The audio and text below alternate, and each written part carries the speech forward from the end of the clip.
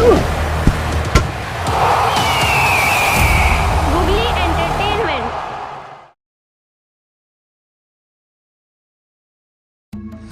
Googly entertainment channel देख रहे सभी दर्शकों को दिल से नमस्कार। आज हम गुगली जंक्शन पे लेके आए हैं सानिया शर्मा जी को। सानिया शर्मा जी आपको सुनाएंगे एक प्रसंग जन्माष्टमी के संबंध में, और आप सभी बड़े प्यार से ये प्रसंग सुनिए। धन्यवाद। गुगली एंटरटेनमेंट चैनल देख रहे सभी दर्शकों को मेरी ओर से नमस्कार। मैं हूं आपकी Sania Sharma, evergreen modern school से 9th क्लास की विद्यार्थिन हूं। आज जन्माष्टमी के इस त्यौहार पर मैं गुगली जंक्शन पर आपके लिए एक प्रसंग लेकर आई हूं। तो शुरू करते हैं। श्री कृष्ण भगवान विष्णु के 8वें अवतार हैं, जिनका जन्म द्वापर युग में हुआ है। श्री कृष्ण का जन्म कृष्ण पक्ष की तिथि को रोहिणी नक्षत्र रात 12 बजे हुआ था। वह देवकी और वासुदेव के पुत्र थे, परंतु उनका पालन पोषण नंद और यशोदा ने किया था। कृष्ण जी को केशव, गोपाल आदि अन्य नामों से पूजा जाता है। तो उनके जन्म से एक कहानी प्रचलित है, आइए सुनते हैं वो कहानी।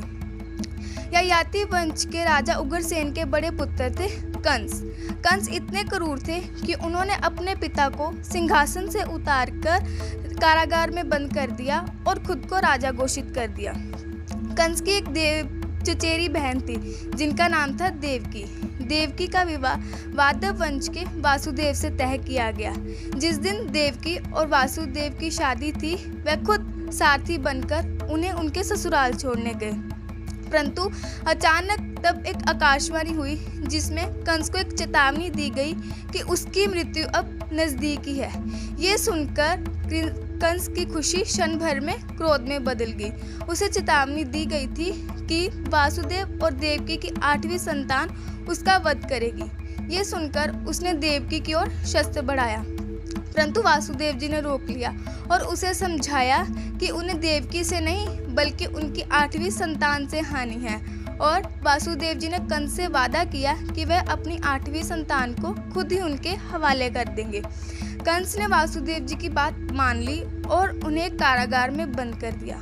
उसी कारागार में देवकी ने एक के बाद एक 7 पुत्रों को जन्म दिया और कंस ने उसी क्रूरता के साथ सभी पुत्रों को मार दिया। फिर समय आया कृष्ण जी के जन्म का। आधी रात थी, बारिश हो रही थी, तूफान का संकेत था। तभी कारागार में प्रकाश फैला।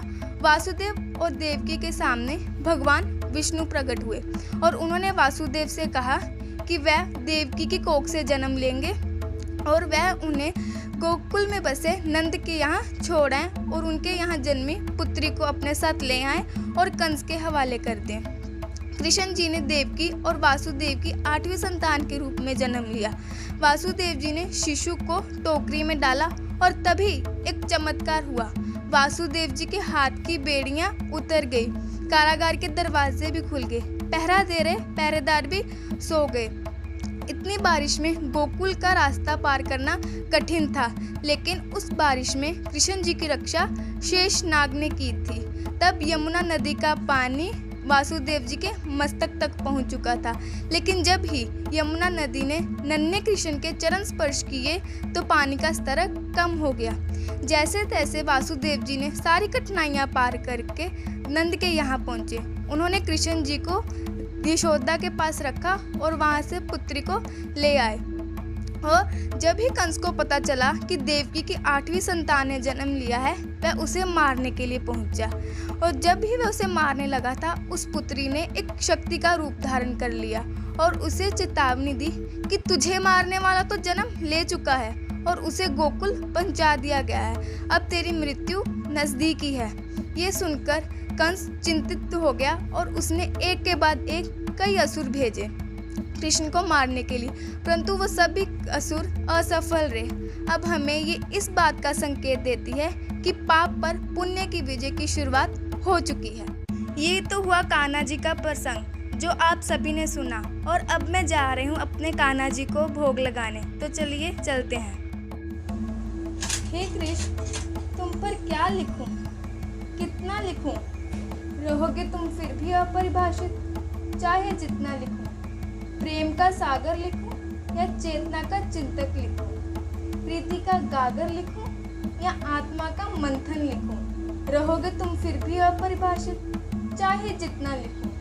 ज्ञानियों का गुंथन लिखूं या गाय का ग्वाला लिखूं? कंस के लिए विषय लिखूं या भक्तों के लिए अमृत का प्याला लिखूं? रहोगे तुम फिर भी अपरिभाषित, चाहे जितना लिखूं। पृथ्वी का मानव लिखूं या निर्लिप्त योगेश्वर लिखूं? चेतना का चिंतक लिखूं या संतप्तेश्वर लिखूं? रहोगे तुम फिर भी अपरिभाषित, चाहे जितना लिखूं। जेल में जन्मा लिखूं या गोकुल में पलना लिखूं? देवकी की गोदी लिखूं या यशोदा का ललना लिखूं? रहोगे तुम फिर भी अपरिभाषित, चाहे जितना लिखूं। गोपियों का प्रिय लिखूं या राधा का प्रियता लिखूं? रुक्मणी का श्री लिखूं या सत्यभामा का श्रीमत लिखूं? रहोगे तुम फिर भी अपरिभाषित, चाहे जितना लिखूं। देवकी का नंदन लिखूं या यशोदा का लाल लिखूं? वासुदेव का तन्य लिखूं या नंद का गोपाल लिखूं? रहोगे तुम फिर भी अपरिभाषित, चाहे जितना लिखूं। नदियों सा बहता लिखूं या सागर सा गहरा लिखूं? झरनों सा झरता लिखूं या प्रकृति का चेहरा लिखूं? रहोगे तुम फिर भी अपरिभाषित, चाहे जितना लिखूं। हे कृष्ण, तुम पर क्या लिखूं, कितना लिखूं? रहोगे तुम फिर भी अपरिभाषित, चाहे जितना लिखूं। अब हमने कान्हा जी को भोग लगा दिया, अब हम पूरे परिवार में प्रसाद बांटेंगे। हैप्पी जन्माष्टमी।